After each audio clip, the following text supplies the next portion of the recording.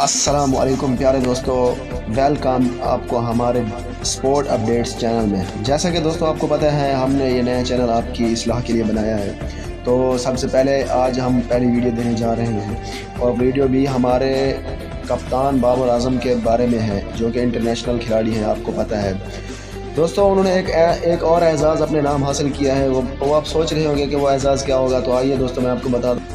बाबर आजम ने calendar year में बतौर कप्तान ज़्यादा निस्फ सेंचुरी स्कोर करने का आलमी रिकॉर्ड बराबर कर दिया। बाबर के 24 50 प्लस स्कोर में 7 सेंचुरियाँ और 17 निस्फ सेंचुरियाँ शामिल। ये पॉन्टिंग ने भी 2005 में 24 50 प्लस स्कोर किए थे। कौमी क्रिकेट टीम के कप्तान बाबर आजम ने बतौर कप्तान सबसे ज़्यादा निस्फ सेंचुरी स्कोर करने का आलमी रिकॉर्ड बराबर कर दिया। बाबर आजम एक साल में सबसे ज़्यादा इंटरनेशनल 50 प्लस स्कोर करने वाले पाकिस्तानी बन गए। कराची टेस्ट की पहली इनिंग्स के बाद दूसरी इनिंग में भी उनकी निस्फ सेंचुरी उनकी इस साल की 24वीं इंटरनेशनल निस्फ सेंचुरी है।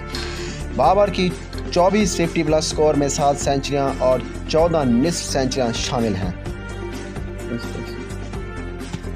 नाजरीन, उन्होंने इस साल टेस्ट में 6 वनडे 8 T20 में 10 50 प्लस स्कोर किए। याद रहे कि कुमार संगकारा ने भी 2014 में 25, जबकि रिकी पॉन्टिंग ने भी 2005 में 24 50 प्लस स्कोर किए थे।